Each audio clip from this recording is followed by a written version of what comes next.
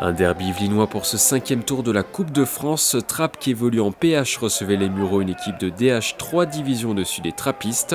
Le match débute mal pour les Saint-Quentinois. À la 19e minute de jeu, les Muriotins marquent après un cafouillage.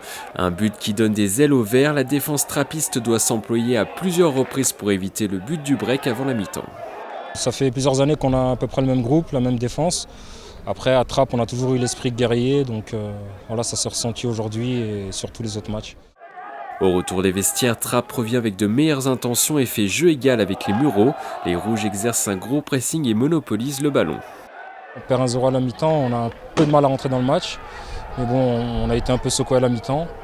On avait dit qu'on n'avait rien à perdre, pas de pression et on a joué un peu plus libéré, du coup ça s'est ressenti sur la deuxième mi-temps.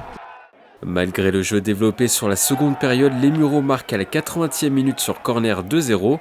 Trappes réduit le score dans les dernières minutes sur pénalty par Hamidou Sissoko. Un but anecdotique, les Verts l'emportent 2-1 et se qualifient pour le 6e tour.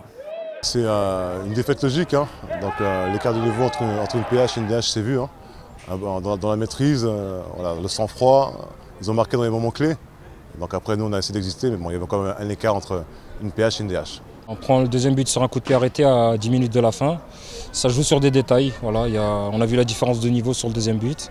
Maintenant, c'est à nous de bosser pour pouvoir les rejoindre un jour. Trappes va à présent refermer cette parenthèse Coupe de France pour se reconcentrer sur le championnat. Les joueurs d'Arnaud Mbizi sont 12e de PH après 3 journées disputées.